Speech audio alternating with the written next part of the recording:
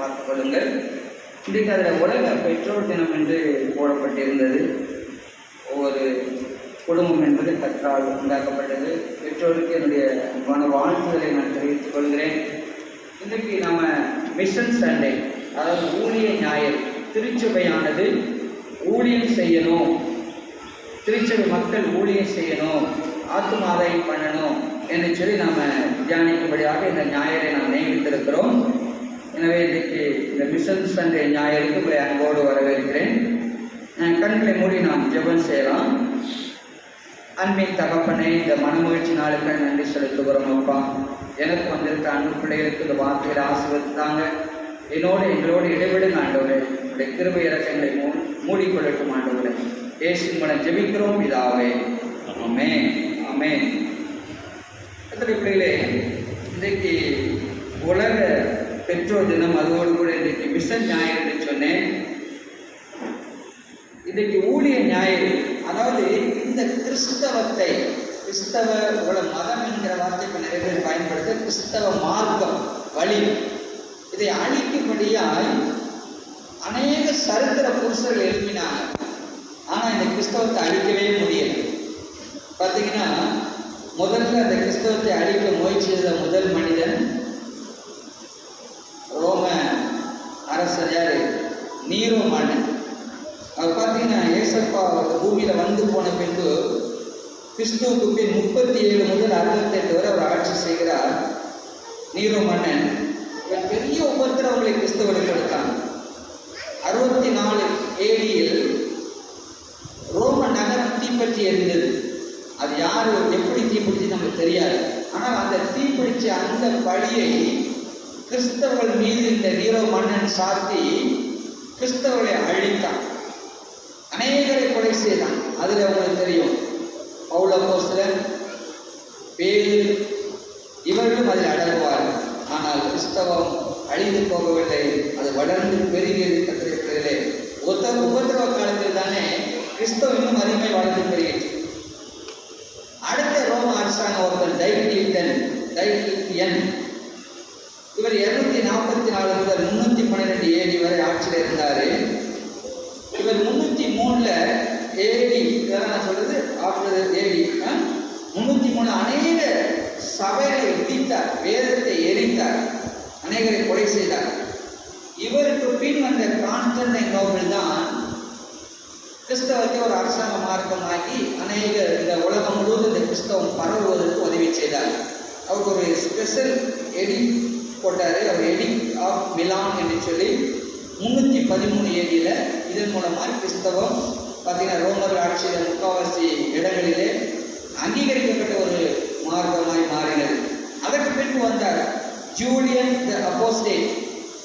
331 363 AD வரைக்கும் பார்த்தீங்கன்னா அவர் ஆக்சுவலாக ஒரு கிறிஸ்தவர். ஆனால் இவர் பிராகனிசத்தை மற்ற மதங்களை வளர செய்து கிறிஸ்தவத்தை அழித்தார். இவர் ரொம்ப அதிக காலம் ஆட்சி செய்து ஒரு பீரியட், ரொம்ப ஷார்ட் பீரியடு. ஆனால் கிறிஸ்தவம் இவர் காலத்தில் வளர்ந்து பெருகியது. அதுக்கப்புறம் வால்டேர், VOLTAIRE, 1694 1778 வரை இவர் ஒரு ரோம அரசனாக ஒரு பிலாசபர். வால்டேர் என்கிறவர் இவர் சொன்னார், இன்னும் 100 வருடத்துல வேதாகமம் மக்களால் மறக்கப்பட்டு போகும். ஆங்கிலத்தில் அவர் சொன்னார், in 100 years the Bible will be a forgotten book அப்படின்னு சொன்னார். ஆனால் என்ன நடந்தது தெரியுமா? இவருடைய மரணத்திற்கு பின் ஜெனீவா பைபிள் சொசைட்டிக்காரங்க இவருடைய பிரிண்டிங் ப்ரெஸ்ஸை பயன்படுத்தி உலகத்துக்கே பைபிள் பிரிண்ட் செய்து கொடுத்தாங்க. அடுத்து பார்த்தீங்கன்னா சோவியத் யூனியன். அதில் 20ஆம் நூற்றாண்டில் லெனின் மற்றும் ஸ்டாலின், உங்களுக்கு தெரியும், அந்த USSR அவங்க வந்து ப்ரொமோட்டட் ஏத்திசம், கடவுளே இல்லை இருக்கிற கொள்கையை அவங்க ப்ரொமோட் பண்ணாங்க. நிறைய சபைகளை இடிச்சாங்க, விசுவாசிகளை சிறைப்படுத்தினாங்க. இவங்க காலத்தில் அண்டர் கிரவுண்ட் சர்ச்சஸ் அதிகமாக வளர்ந்து பெருகிச்சு. அடுத்து இந்த சோவியத் யூனியன் விழுந்து போனது. ஆனால் கிறிஸ்தவம் விழுந்து போகலை, அது இன்னும் வளர்ந்து பெருகியது. ஈஸ்டர் யூரோப்பு கூட அங்கிருந்து நற்செய்தி சென்றது. இன்றைக்கும் அங்கே கிறிஸ்தவம் வளர்ந்து கொண்டே இருக்கிறது. அதே போல் மெசோட்டான் 1893 1976 வரை இவர் ஒரு லீடர் ஆஃப் கம்யூனிசம் சைனாவில். இவர் சபையை இடித்தார், நிறைய பேரை சிறைச்சாலை போட்டார், பயங்கரமான கொடுமை சபைக்கு உண்டாயிட்டு. இன்னைக்கு உங்களுக்கு தெரியும், இன்னைக்கு சீனாவில் சபைகள் வளர்ந்து பெறுகிறது. கிறிஸ்தவத்தை பின்பற்றுவதற்கு தடைகள் கிடையாது, வேதத்தை எச்சரிப்பதற்கு தடைகள் கிடையாது. ஸோ ஆண்டவர் அதான் சொன்னார் மத்தேயு 16:18, இந்த கல்லின் மேல் என் சபையை கட்டுவேன், பாதாளத்தின் வாசல்கள் அதை மேற்கொள்வதே இல்லை. ஆண்டவர் அவருடைய சபையை கட்டுகிறவராக இருக்கிறார். கர்த்தருடைய பிள்ளைகளே, இப்படி ஆண்டோட வாக்குத்தத்தத்தை நம்பி நீங்கள் நான் ஊழியம் செய்யும் பொழுது இன்றைக்கு நம்ம கையில் இருக்கு பார்த்த சீயோன் மலர், அதோட வாக்குத்தத்த வார்த்தை நமக்கு சொந்தமாக்கி தருகிறார். இதோ உலகத்தின் முடிவு பரியந்தம் சகல நாட்களிலும் நான் உங்களுடனே கூட இருக்கிறேன். அந்த வார்த்தை என்னத்தை சொல்கிறது கர்த்தருடைய பிள்ளைகளே? முதலாவது அந்த வாக்குத்தத்தம் இயேசு கிறிஸ்து இந்த பூமியை விட்டு 40வது நாள் கடந்து போகும்போது இந்த வார்த்தையை, இதோ உலகத்தின் முடிவு பரிந்தும் சகல நாட்கள் நான் உங்களுடைய கூட இருக்கேன் என்ற வார்த்தையை கட்டளையாகவும் ஆறுதலாகவும் சொல்லி சென்றார். எனவே இதை நீங்கள் தியானிச்சு பார்த்தீங்கன்னா அங்கே எழுதியிருக்கிற இது ஒரு பர்சனல் ப்ராமிஸ். நீங்கள் இதை தனிப்பட்ட முறை உங்களை சொந்தமாக்கி கொள்ளலாம். என் கூடவே ஆண்டவர் இருக்கிறார் என்று சொல்லி, கூடவே இருப்பேன் என்று சொல்லவில்லை, கூடவே இருக்கிறேன் என்று சொல்லி இருக்கிறார். அடுத்து இந்த வசனம் உங்களுக்கு எனக்கு ஞாபகப்படுத்து என்னன்னா, தேவனுடைய சமூகம் நிரந்தரமாய் நம்ம கூட இருக்குன்னு சொல்லி. அது ஆங்கிலத்தில் இருக்கிற the perpetual presence of God is with us. எப்பொழுதுமே எப்படி காற்று நிறைஞ்சு இந்த பூமியில் இருக்க மாதிரி ஆண்டவர் எப்போதுமே நம்ம கூட இருக்கிறார் இந்த வார்த்தையின்படி. அடுத்து இந்த வாக்குறுதி பார்த்தீங்கன்னா, உலகத்தின் முடிவு சகல நாட்கள் கூட இருக்குங்கிறதுக்கு முன்னாடி நீங்கள் வாசி பார்த்தீங்கன்னா, இதோ உலகத்தின் சகல அதிகாரம் எனக்கு கொடுக்கப்பட்டது நான் சொல்லியிருக்கிறேன். ஸோ இந்த வார்த்தையில வசனத்தில் தேவனுடைய அதிகாரம் இருக்கிறது நீங்கள் ஊழியம் பண்ணும் பொழுது. அடுத்து இந்த வாக்குறுதி சொல்கிறது, இது ஒருபோதும் காலாவதி ஆவதே இல்லை, இதுக்கு எக்ஸ்பைரி டேட்டே கிடையாது. ஸோ உலகத்தின் முடிவு பரியந்தம் என்று சொல்லியிருக்கிறார். அத்துணை நாட்களும் ஆண்டவராக இயேசு நம்மோடு கூட இருக்கிறது வாக்கு கொடுத்திருக்கிறார். அடுத்து வாசித்த ஏசாயா 6ஆம் அதிகாரம் 1-8 பிரேமலர் நமக்காக வாசித்தாங்க. இந்த ஏசாயா தீர்க்கதரிசி கிட்டத்தட்ட 40 ஆண்டுகள் ஊழியம் செய்தார். ஒரு 4 டெக்கேட் அவர் ஊழியம் செய்தார். 4 ராஜாக்கள் காலத்தில். ஏசாயா 1ஆம் அதிகாரம் 1ஆம் வசனம் சொல்லுது, அங்கே உசியா ராஜா, யோதாம் ராஜா, ஆகாஸ் ராஜா, அடுத்து எசேக்கியா இவர்கள் காலத்தில் ஊழியம் செய்தார்.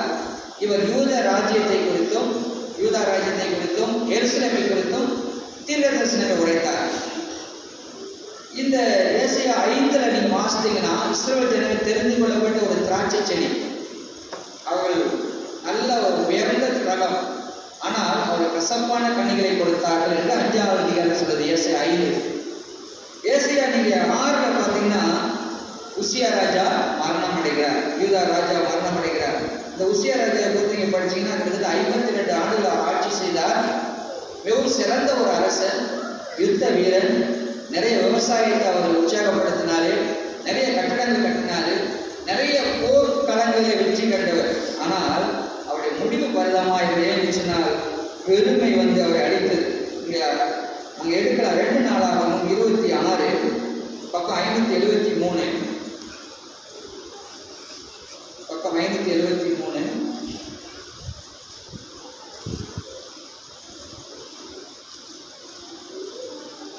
வாசிக்க ஆசைப்படுகிறேன். அதுல 2 நாளாகவும் 26 15ஆம் வசனம் பாருங்க. 2 நாள் 26 15 கோபுரங்கள்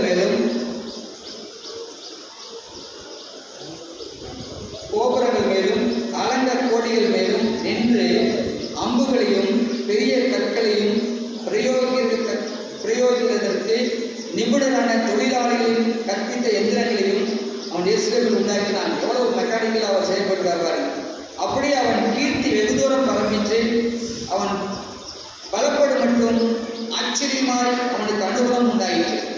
அடுத்து 16 அவன் பலப்பட்ட போது தனக்கு கேள்வி உண்டாகும் மட்டும் அவனுடைய மனம் மேன்மையாகி தன் தேவனாய் கர்த்தருக்கு விரோதமாய் மீறுதல் செய்து தூப பீடத்தின் மேல் தூபம் காட்ட கர்த்தருடைய ஆலயத்திற்குள் பிரவேசித்தான். ஆசாரியனாகி அசரியாவும் அவனோடு கூட கர்த்தரின் ஆசாரியனான பராக்கிரமசாலிகளாகிய 80 பேரும் அவன் பிறகே உட்பிரவேசித்து ராஜாவாகிய உசியாவோடு எதிர்த்து நின்று, உசியாவே, கர்த்தருக்கு தூபம் காட்டுவதற்கு அடுத்ததல்ல, தூபம் காட்டுவது பரிசுத்தமாக்கப்பட்ட ஆரோனின் குமாரனாகிய ஆசாரியத்தை அடுக்கும், பரிசுத்த ஸ்தலத்தை விட்டு வெளியே போம், மீறுதல் செய்யாதே, இது தேவனாய கர்த்தராலே உனக்கு மேன்மையாக லபியாது என்றார்கள். இது உனக்கு மேன்மை கிடைக்காது என்று சொன்னாங்க. அப்பொழுது உசியா கோபம் கொண்டான். அவன் தூப கலசத்தை தன் கையிலே பிடித்து ஆசாரியரோடு கோபமாய் பேசுகிற போது ஆசாரியருக்கு முன்பாக கர்த்தருடைய ஆலயத்திலே தூபபீடத்தின் முன் நிற்கிற அவனுடைய நெற்றியிலே குஷ்டரோகம் தோன்றிற்று. பிரதான ஆசாரியனாக அசரியாவும் சகல ஆசாரியரும் அவனை பார்க்கும்போது இதோ அவன் தன் நெற்றியிலே குஷ்டரோகம் பிடித்தவன் என்று கண்டு அவனை தீவிரமாய் அங்கே இருந்து வெளிப்பட பண்ணினார்கள்.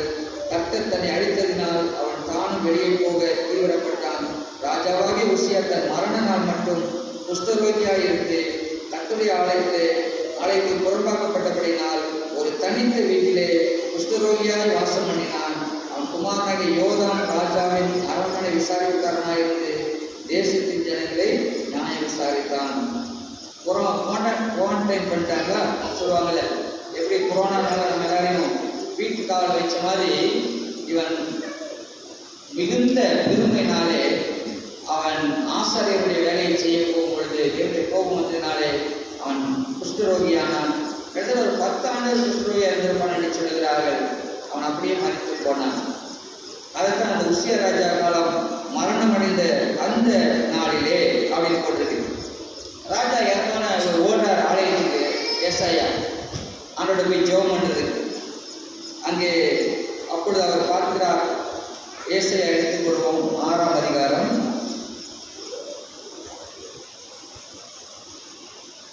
அங்கே சொல்கிறது, உசியா ராஜா மரணம் அடைந்த வருஷத்திலே ஆண்டவர் உயரமும் உன்னதமான சிங்காசனத்தின் மேல் வீட்டிருக்க கண்டேன். அவருடைய வஸ்திரங்களால் தேவாலயம் நிறைந்திருந்தது. முதலாவது கவனிச்சிங்கன்னா, இந்த ஏசாயா ஒரு ஆராதிக்கிற மனிதனாக இருக்கிறான். ராஜா செத்துட்டாரு, இவன் ஆலயத்துக்கு போய் ஆராதிக்கிறான். பத்திரை பிள்ளைகளே, நிறைய பேர் இன்னைக்கு ஊழியர் செய்ய விருப்பம், ஊழியர் செய்ய நினைக்கிறோம். ஆனால் அதற்கு முன்பதாக உங்களுடைய ஆராதனை ரொம்ப முக்கியம். நிறைய பேர் ஆராதனை நாம் அதை மிகவும் உயர்ந்ததாக நினைப்பதில்லை. பாடுறவங்க பாடிட்டு இருப்பாங்க, நம்ம போய் அந்த சத்தியத்தை கேட்குறதுல போய் சேர்ந்துக்கலாம். சில பேர் சத்தியமே கேட்காம நர்த்தனை எடுக்க வந்துடுவாங்க. நான் உங்களுக்கு ஒரு ஊழியராக சொல்கிறேன், நீங்கள் எந்த சபையில் உட்கார்ந்து உங்களால் சத்தியம் கேட்க முடியலையோ போய் நர்த்தனை எடுக்காதீங்க. ஏன்னா அந்த நற்கரணையில் ஆண்டோடைய மரணம் பாடுகளை குறித்து சொல்லுவாங்க. பாவ மன்னிப்புக்கான செய்தி இருக்கும். இந்த பாவ மன்னிப்பை பெற்றுக்கொண்ட பிறகு தான் நற்கரணை எடுங்க. அது உங்களுக்கு ஆசீர்வாதம். இங்கே பொருந்திய வாக்கு பார்த்தீங்கன்னா உங்களுக்கு தெரியும். நிறைய பேர் ஆலயத்தில் உட்கார மாட்டாங்க. நற்கரணைக்கு முன்னால் போட்டுருவீங்க. அது நீங்களே உங்களை நியாயம் தெரிந்து கொள்ளுங்கள். அந்த நற்கரணைக்கு முன்னதாக கொடுத்த தேவ செய்தியை நீங்கள் கேட்கலன்னா நற்கரணை எடுக்காதீங்க. அது உங்களுக்கு பாவமாய் போகும் என ஞாபகம் வைத்துக் கொள்ளுங்கள். இங்கே பார்த்தீங்கன்னா இந்த ஏசாயாவில் ஒரு ஊழியக்காரனாய் மாறுகிறான். அதுக்கு காரணம் என்னன்னா, முதலாவது ஒரு ஆராதனை வீரர். ஆராதனைக்கு வாங்க, 8:30க்கு ஆராதனை, 8 to 8:45 வரைக்கும் நம்ம ஆராதிக்கிறோம். பாடல்களை பாடி துதிச்சு இன்னைக்கு ஆராதனை நேரத்தில் ஆண்டவரோட சத்தியம் சில பேர் கிடைச்சிருக்காரு. அதனால தேவக்காரனுக்கு அசட்டியாக இருக்காதீங்க. டைமுக்கு சோதிச்சுக்கு வாங்க. ஊழியக்காரனுக்காக வராதிங்க, அது உங்களுக்கு ஆசுவாதம் இல்லை. நான் ஏற்கனவே சொல்லியிருக்கேன், சரியா? ஆண்டவர் பயந்து வாருங்க. ஆண்டவர் ஆலயத்தில் இருக்கிறார். நான் அவர் முன்னதாக நான் போவேன், ஆண்டவர் ஆராதிப்பேன், பொழுது கொள்வேன். எல்லா காரியத்திலும் ஆண்டவர் அவரை கனமன சொல்கிறார். இங்கே ஏசாயா முதலாவது ஒரு ஆராதனை வீரர். என்ன பாருங்க, அங்கே அவரு ராஜா செத்துட்டாருன்னு பார்க்கிறாரு. ஆனால் சேர்ல ஆண்டவர் உட்கார்ந்து இருக்கிறார் பரலோக சிங்காசனத்துல. இங்க பூமியில் ஒருவேளை பிரைம் மினிஸ்டரோ சீஃப் மினிஸ்டரோ அவங்க சேர் காலி ஆகலாம். ஆனால் ஆண்டவருடைய சேர் ஒரு பொழுதும் காலி ஆகாது. ஆண்டவர் நாற்காலியை வீற்றிருக்கிறதை ஏசாயா தீர்க்கதரிசி பார்த்தார். எனவே நீங்கள் நான் விசுவாசிக்கலாம், எல்லா சிங்காசனத்துக்கு மேலால் ஆண்டுடைய சிங்காசனம் இருக்கிறது. அது நிரந்தரமான சிங்காசனம். அதை நோக்கி நீங்கள் நானும் ஜெபிக்கலாம் என்பதை சொல்லுகிறேன். அங்கே 2ஆம் வசனம் சொல்கிறது, ஏசாயா 6:2.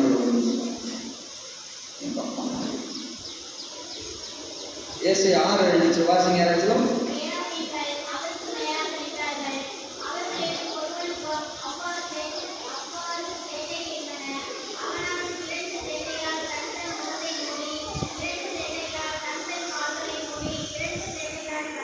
நன்றி. இங்கே சேராபீன்களை குறித்து பல 9 விதமான ஊழியர்கள், அதை ஏஞ்சல்ஸ் இருக்கிறாங்க. நான் அதை சொல்கிறேன். இவர்கள் தான் நம்பர் 1 தேவ சமூகத்தில் இருக்கிற தேவ ஊழியர்கள், இந்த சேராபீன்கள். இவருக்கு 6 சட்டைகள், 2 சட்டைகளால் மூஞ்சி மூடிக்கிறாங்க, ஏன்னா கடவுளுடைய மகிமையை பார்க்க முடியல. 2 சட்டைகளால் காலை மூடிக்கிறாங்க, ஏன்னா ஆண்டவருக்கு மரியாதை கொடுக்குறாங்க. 2 சட்டைகளால் பறக்கிறாங்க. இந்த சேராபீன்கள் இந்த ஒரு இடத்துல அவர்களுக்கு போடப்பட்டிருக்கு. அவர் என்ன செய்கிறார்கள், அங்கே ஆண்டவருடைய சமூகத்தில் இருக்கிறாங்க. 3ஆவது வசனம், இந்த சேராபீன்கள் ஒருவரை ஒருவர் நோக்கி சேனைகளின் கர்த்தர் பரிசுத்த பரிசுத்த பரிசுத்த, நம்ம இதுவே பாடுனால பூமி அனைத்தும் அவருடைய மகிமையாக நிறைந்திருக்கிறது என்று கூப்பிட்டு சொன்னார்கள். மெய்யாகவே மெய்யாக உங்களுக்கு சொல்கிறேன்னு புதிய ஏற்பாட்டில் ஆண்டவர் சொல்லுவார்.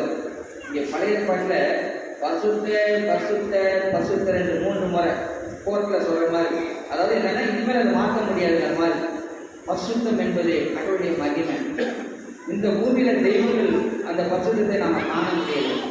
அன்பராகிய தேவன் ஒருவரே பரிசுத்தர் கத்திருக்கிறது. அப்போது அந்த பரிசுத்தர் என்று சொல்லுறது அவ்வளோ மகிமையான காரணம் 3 தடவை அவங்க சொல்கிறாங்க. அடுத்து பாருங்க, 4 கூப்பிடுகிறவர்களின் சத்தத்தால் வாசலின் நிலைகள் அசைந்து அப்படியே இடி முழக்கமாக இருக்கும் அவருடைய சத்தம். ஆலய புகையினால் நிறைந்தது. சீனாய் மலையில் எப்படி ஆண்டவர் அந்த மலையில் இறங்கின போது மோசையோடு அந்த கற்பனை கொடுக்க வந்த போது புகையினால் நிறைந்தது போல அந்த இடம் தேவ மகிமையினால் நிறைந்திருக்கிறது.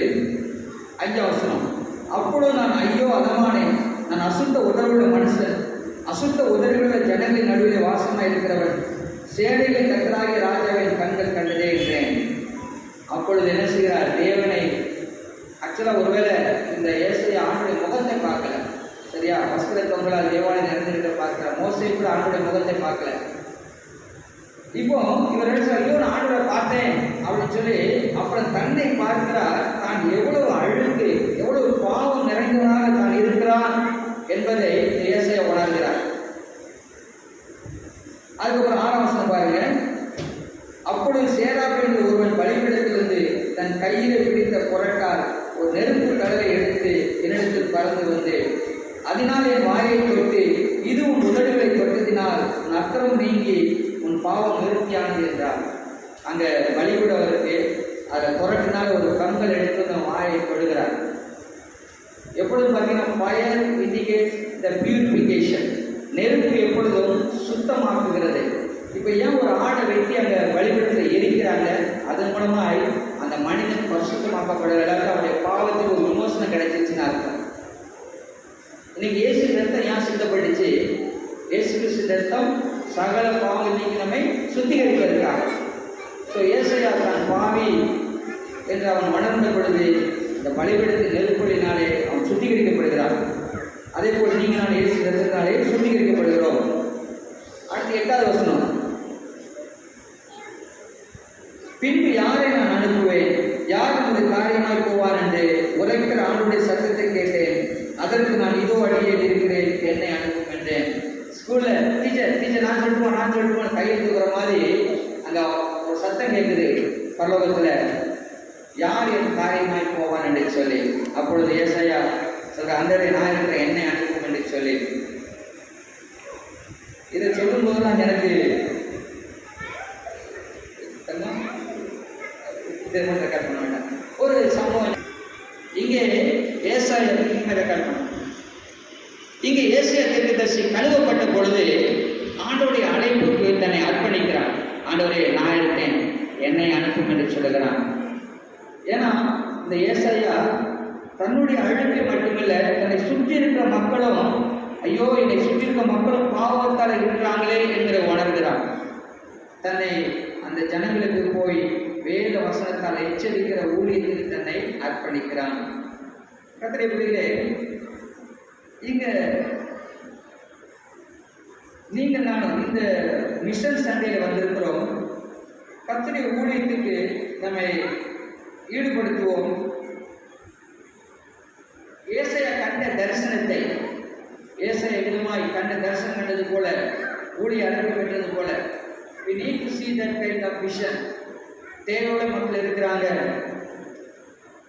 பாவத்தில் ஜனங்கள் இருக்கிறாங்க, உங்களுக்கு விடுதலை தேவை, ஆண்டவராகிய இயேசு கிறிஸ்துவின் ரட்சிப்பு தேவை என்கிற தரிசனத்தை நீங்கள் நான் காணும்படியாக தேவன் ஞாபகப்படுத்துகிறார்.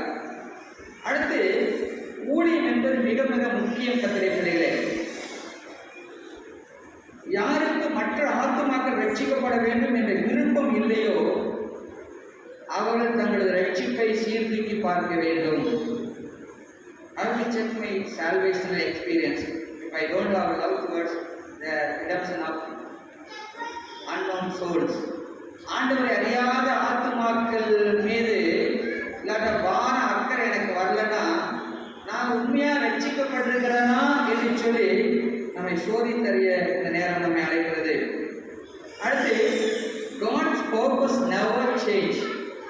ஆண்டுடைய நோக்கம் ஒருபோதும் மாறுவதில்லை. யோவான் 3:16 சொல்கிறது, தேவன் தன்னுடைய ஒரே பேரான குமாரனை விசுவாசிக்க எவனோ அவன் கெட்டு போகாமல் நித்திய ஜீவனை அடையும்படிக்கு அவரை தந்தருளி இவ்வளவாய் உலகத்தில் அன்பு கூர்ந்தார். எல்லாரும் ரட்சிக்கப்படணும், அவள் ஒருத்தரும் அடையக்கூடாது அவருடைய நோக்கம், அது மாறல.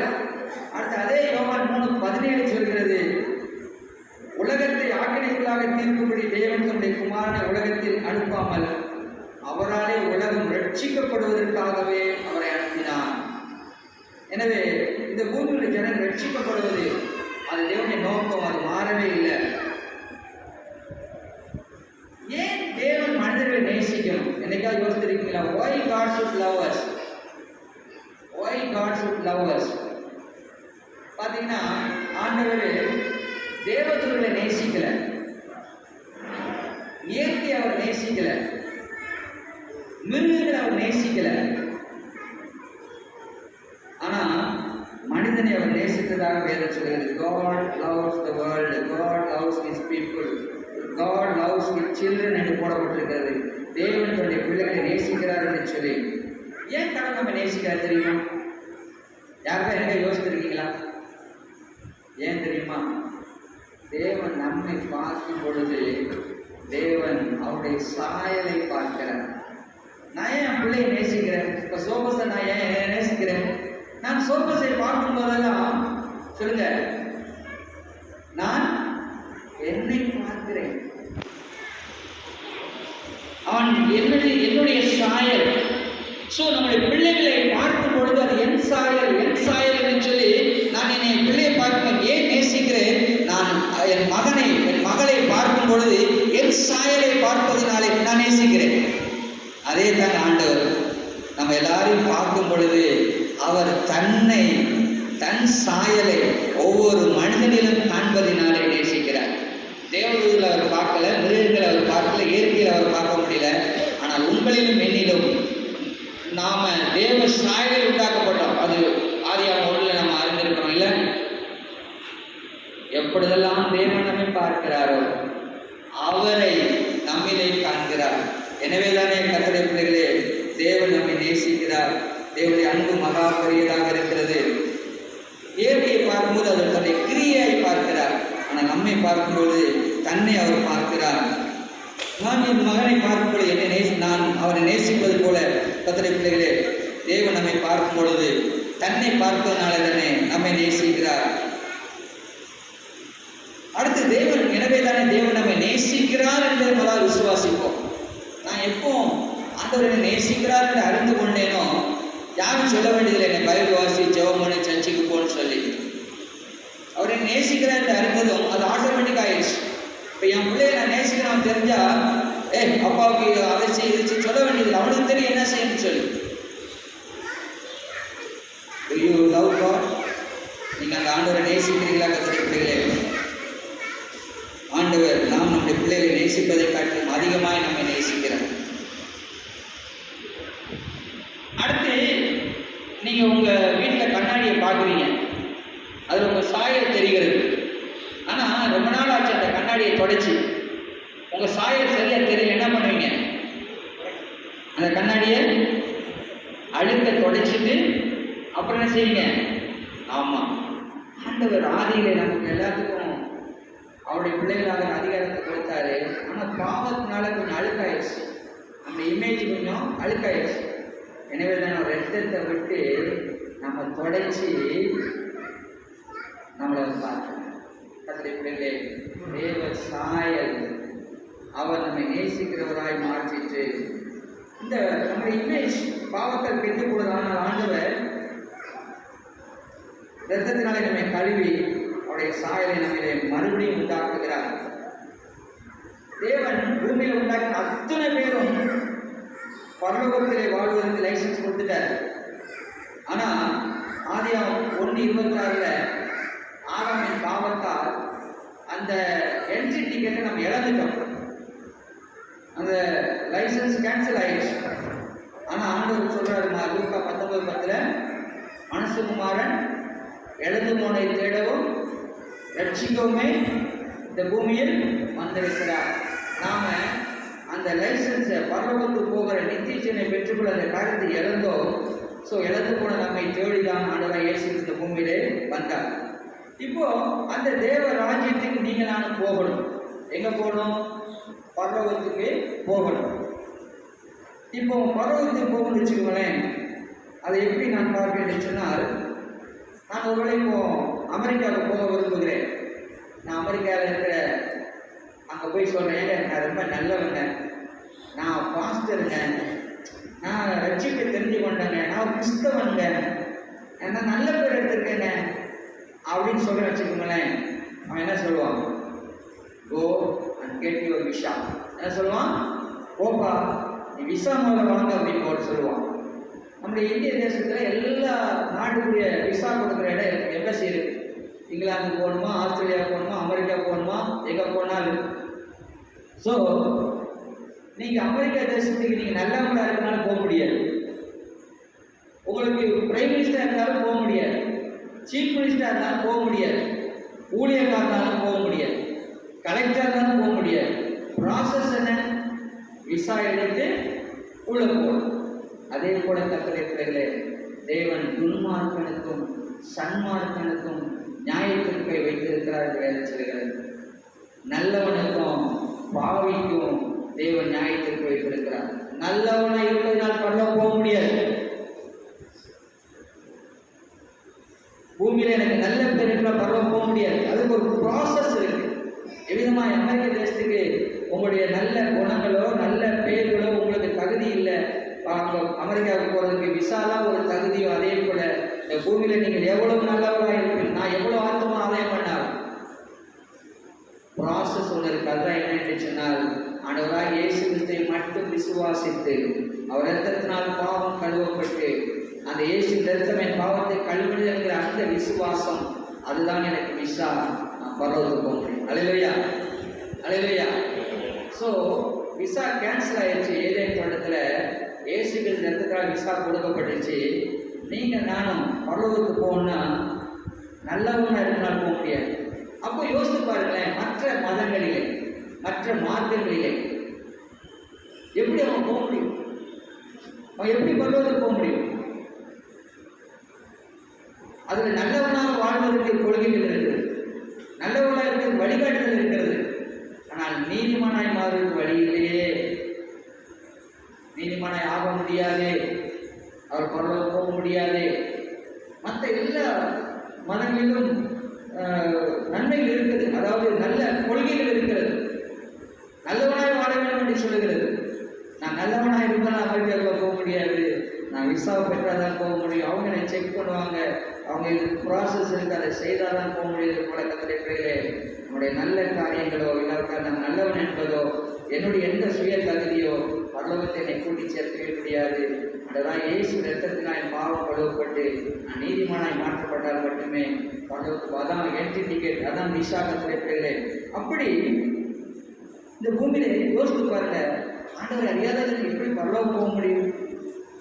வேதம் சொல்கிறது, இப்படி இயேசு கிறிஸ்துவின் ரத்தத்தினால் கழுவப்பட்ட நீங்கள் நானும் பார்த்தீங்கன்னா, நீங்கள் நானும் யாருன்னு பார்த்தீங்கன்னா, அறியாத மக்களை இந்த விசாவை எடுக்கிறதுக்கு உதவி செய்கிற ஸ்தானாபதி, அம்பாசிடர்ஸ். நீங்க தான் அடுத்த விசா கொடுக்குறவங்க. நீங்க அந்த அறியாத மக்களுக்கு விசா கொடுக்கலாம், அவங்க எப்படி பரவதுக்கு போக முடியும்? அது எங்கெங்க போட்டிருக்கு வாசித்து பாருங்க. 2 கொரிந்தியர் 5ஆம் அதிகாரம் எடுங்க, பக்கம் புதிய ஏற்பாடு 249.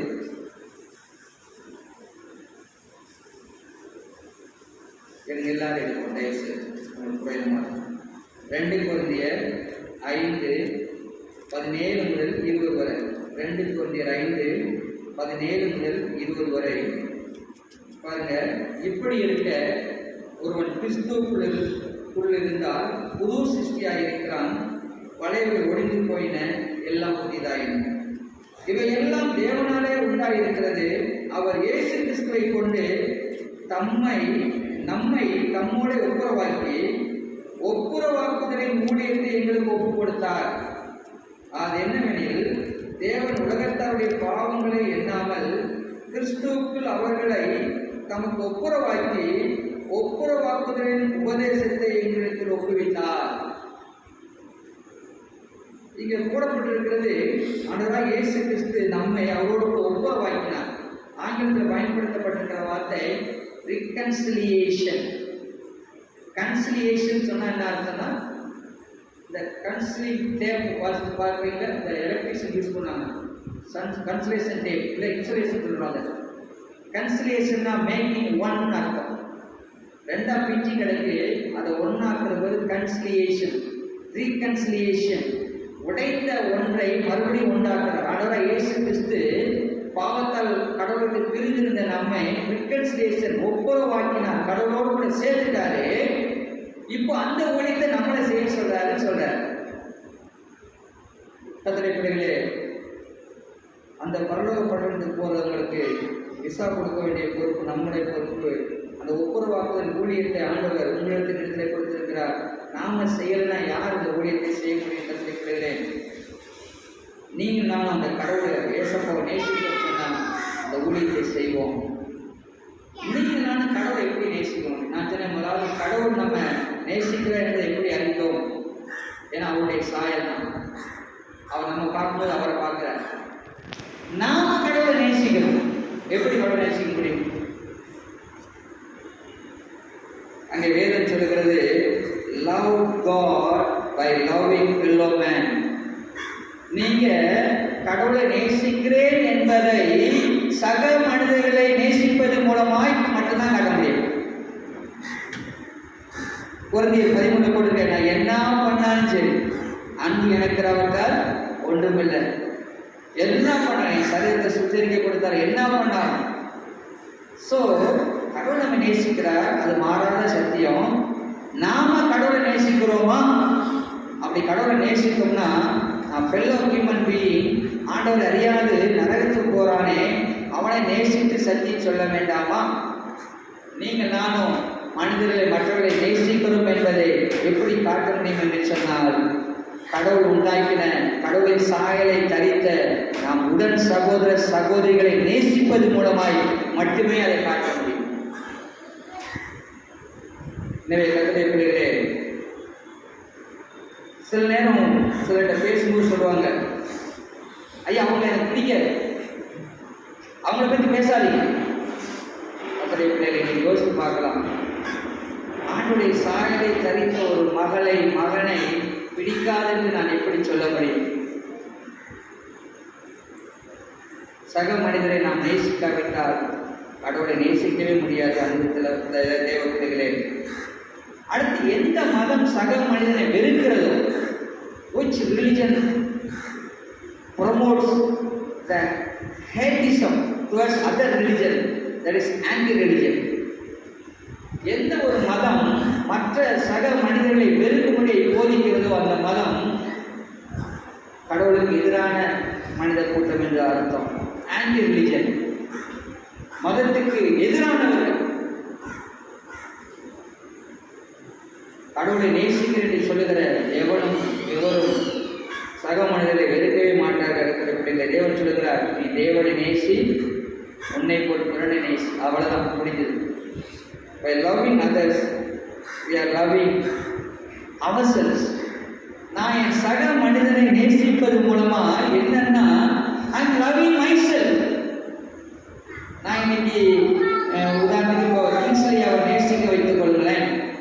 நான் அவரை நேசிப்பது மூலமா நான் என்னை நேசிக்கிறேன். பைபிள் தான் சொல்லுது, நீ உன் மனைவியை நேசித்தா நீ உன் சரீரத்தை நேசிக்கன்னு அர்த்தம். நீ கணவனை, நீ உன் மனைவியை நேசித்தா நீ உன் சரீரத்தை நேசிக்கன்னு அர்த்தம். We are not able to love others, that you are not loving God. நான் என்னை சீர்திருத்தி பார்க்கிறேன்.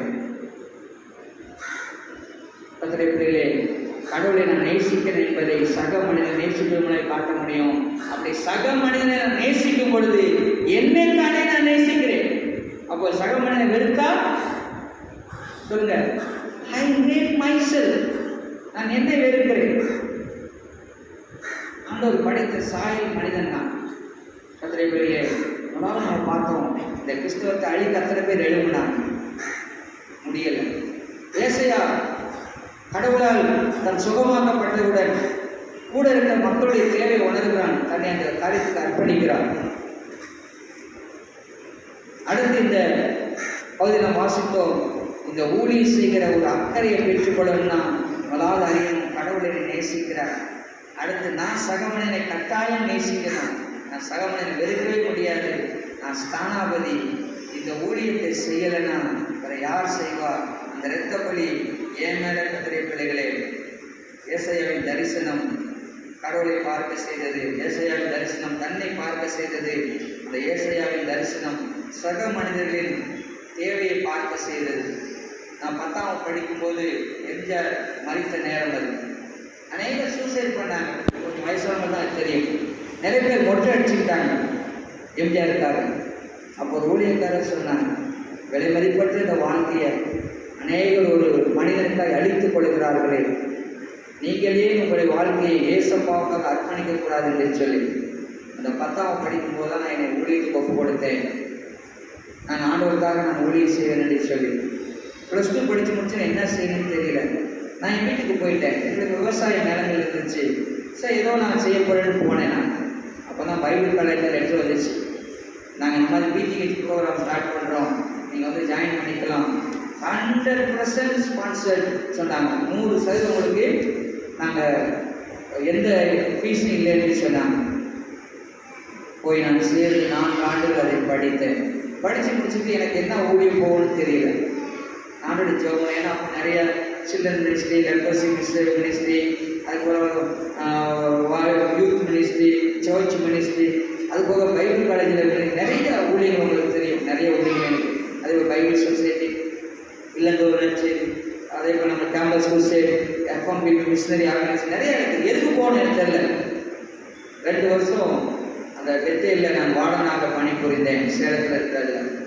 அப்போ தினமும் நான் காலையில் என்ன வச்சுன்னா மாடியில் போய் கைகளை உயர்த்தி மணநாள் போட்டு ஜெபம் பண்ணுவேன்.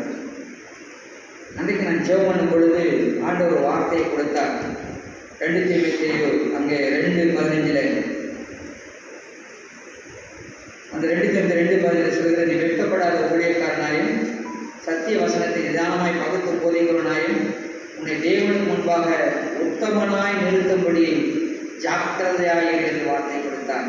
அப்போ ஆண்டுடைய வார்த்தையை பிரசங்கம் பண்ண சொல்கிறாரு, வெக்கப்படக்கூடாது சொல்கிறாரு. எனக்கு அந்த கூச்சி சுபாவம் உண்டு, அது சொன்னார். அடுத்து நீ உன்னை உத்தமனாக நிறுத்தணும், நீ ஜாக்கிரதையாக இருக்கு. நான் சோப்பனட்டு கீழே வாரேன். ஒரு மெத்தடிஸ்ட் ஊழியக்காரர், அவர் இப்போது தனியாக ஊழியம் பண்ணுறாரு. அவர் லூக்கா என்று சொல்லுகிறவர். அவருடைய ஊழியருக்கு அடிக்கடி போய் நான் ஹெல்ப் பண்ணேன். சர்ச்சில் பிரசங்கம் பண்ண போவேன். ஞாயிற்றுக்கிழமை எங்களுக்கு நிறையா ஹாஸ்பிட்டலில் வேலை இருக்காது. அவர் சொன்னார், பாஸ்டர் நான் நிறைய கிட்டத்தட்ட 5-6 சபையை அவர் பார்க்குறேன். நான் இந்த சபைக்கெல்லாம் இப்போ ஆட்களை போட சொல்லிட்டாங்க, நீங்கள் உதவி செய்ய முடியுமா, நீங்கள் மெத்தடிஸ்ட் வாங்கலேன்னு கூப்பிட்டாங்க. அவருக்கு அப்ளிகேஷன் போட்டு அப்போ நான் ஜோமண்டி கீழே இருக்கிறேன். அவருக்கு கீழே 1st ஃப்ளோரில் ஜோமண்டி கீழே இருக்கிறேன். அவர் கீழே இருக்கிறாரு. அப்போது அவர் குளிக்க போவார். துண்டை கட்டி நிற்கிற அந்த பாஸ்டர் முன்னாடி எனக்கு கொஞ்சம் சங்கோஜமாக இருந்துச்சு. ஆனாலும் அவர் சொன்னார், ஊழியத்துக்கு வாங்க சார் கூப்பிட்டாங்க. அப்புறம் என்ன பண்ணேன், அப்ளிகேஷன் போட்டு சென்னையில் ஒரு இன்டர்வியூ, பெங்களூர் ஒரு இன்டர்வியூ. எனக்கு இன்டர்வியூவே பிடிக்காது, ஏன்னா ஊழியத்துக்கு போய் இன்டர்வியூ வைக்கிறாங்கன்னு சொல்லி நான் நினைப்பேன். ஆனால் அது எப்படி தான் செய்யறதுன்னு எனக்கே தெரியாது. அதாவது ட்ராவல் எனக்கு ரொம்ப விருப்பம் கிடையாது. 2 இன்டர்வியூ அட்டன் பண்ணி என் மகனை கல்யாணம் நடந்துச்சு அங்கே ரிச்மண்ட் டவுன் சர்ச், அங்கே தான் இன்டர்வியூ. அதுக்கப்புறம் 1991 மே மாதம் 7ஆம் தேதி ஊழியத்தில் ஜாயின் பண்ண ஆண்டியோட ஒரு இடத்துல. இன்னைக்கு வருஷம் 35 வருஷம் ஆயிடுச்சு.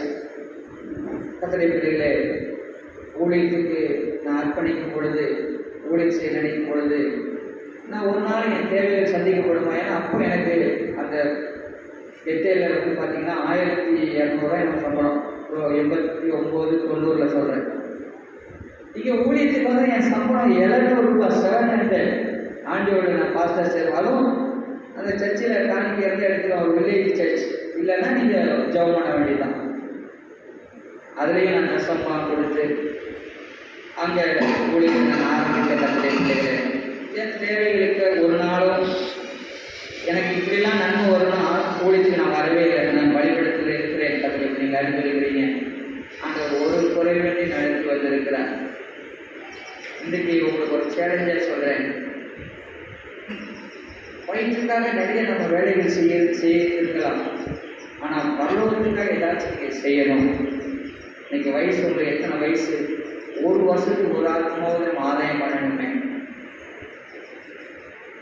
நீங்கள் சொல்கிறது உங்கள் பொறுப்பு. ட்ராக்ஸ் எடுத்துகிட்டு போங்க. நிறைய முடியற்பாடு நம்ம மேலே லைப்ரரியில் எடுத்துகிட்டு போங்க. யாருக்காச்சும் கொடுங்க. நீங்கள் ட்ராவலில் போகும்போது பஸ்ஸில் விட்டுட்டு வாங்க, ட்ரெயினில் விட்டுட்டு வாங்க. அது யாரோ ஒருத்தர் எடுத்து நிச்சயமாக படிப்பாங்க. வேற சொல்லுது, நான் நம்புகிறேன், கர்த்தரை வார்த்தை ஒரு பொழுது வெறுமையாய் திரும்புவதே இல்லை. இந்த சுவிசேஷ அறிவிக்கிற வேலை நம்ம வேலை விடுத்த கடமையாக இருக்குது. அடுத்து இந்த சபையிலேருந்து இது வரைக்கும் ஊழியக்காரர் எழுப்பினதில்லை. நான் சொன்னேன், நான் ஊழியமான ராமாபுரம் சபைன்னு கிட்டத்தட்ட 7 பேர் ஊழியத்துக்கு ஒப்பு கொடுத்துருக்குறாங்க. 7 பேர் ஊழியம் செய்கிறாங்க. மெத்தடிஸ்டில் இருக்கிறாங்க, மற்ற இடத்துல இருக்கிறாங்க. ஒருத்தர் சிஎம்சியில் சாப்ளினாக இருக்கிறார். அவர்கிட்ட 30 வருஷத்துக்குள்ள ஊழியம் பண்ணுறாங்க. Ramapuram Methodist member. உங்கள் பிள்ளைகளை ஊழியத்துக்கு கொடுங்க. அவங்களுக்கு என்ன ஆகும்? நம்ம டாக்டர் இன்ஜினியர் படித்து நல்லா சம்பாதிமா, ஊழியத்துக்கு போனால் என் பிள்ளை எதுவும் போவான்னு நினைக்காது. அப்படி என்னென்ன உடலை சரியா? ஆண்டவர் ஒருத்தர் கிறிஸ்துவுக்காக இறந்தவரும் தரித்திரதானத்திலே தேவனுடைய ராஜ்யம் மேன்மைக்காய் கஷ்டமடைந்தோ நஷ்டப்பட்டதே இல்லை. உங்கள் பிள்ளை ஊழியத்துக்கு ஏன் உங்கள் பிள்ளையை நீங்கள் கொடுத்து நீங்கள் கேட்கலாம். நான் ஊழியம் செய்கிறேன், நீங்கள் ஊழியம் செய்யுங்க. உங்கள் பிள்ளையை நீங்கள் அர்ப்பணிங்க. என் பிள்ளைக்கு நான் சொல்லியிருக்கிறோம், மூத்தோனுக்கு நான் சொல்லியிருக்கிறேன். ஆண்டவருக்கு ஓவர் டைம் பண்ணணும்னு சொல்லியிருக்கிறேன். என்ன ஓவர் டைம்னா, உங்கள் சாப்பாட்டுக்காக 10 மணி நேரமோ இருந்தால் நீ வேலை செய்யப்பா. ஆனால் ஆண்டவருக்காக நீ ஊழியம் செய். என் மூத்த மகன் சிஎம்சியில் அனஸ்தீசியா டிபார்ட்மெண்ட், நான் சொல்லுவேன் அவங்களுக்குலாம் நீ ஆண்டவர் சொல்லணும். அவனே பாதி மயக்கத்தில் இருப்பான், அவனுக்கு எப்படிப்பா நான் சுவிசேஷம் சொல்லுது அப்படிமா. நீங்கள் அனஸ்தீசியா கொடுக்கறதுக்கு முதல்ல ப்ராசஸ் என்ன, அதுக்கு என்ன செய்ய போறீங்கன்னு சொல்லணும் அவங்களுக்கு. அதுக்கு தான் அந்த அனஸ்தீசியா கொடுக்கணும். அந்த நேரத்தில் சொல்லியிருப்பான், நீ உள்ளே போகிற, நீ எப்படி திரும்ப வருவது தெரியாது, அது கடவுளை கருத்து இருக்கு, அப்படி வர முடியலன்னா அந்த ராஜ்யத்துக்கு போகிற வழியை தான் சொல்லுவோம் அப்படின்னு சொல்லுவேன் மகன்கிட்ட. எனக்கு சோபஸ்ட்டு சொல்லுவேன், நீ ஆண்டவருக்கு ஏதாவது செய்யணும். என்ன வாய்ப்பு அது செய்யும். அவரோட அது காணிக்கை கொடுக்குறதோ, மற்றவங்களுக்கு கவுன்சிலிங் கொடுக்குறதோ. அவன் ஃபார்முலா படிக்கும்போது அந்த டெலிஃபோன் மினிஸ்ட்ரி அவன் செஞ்சான்.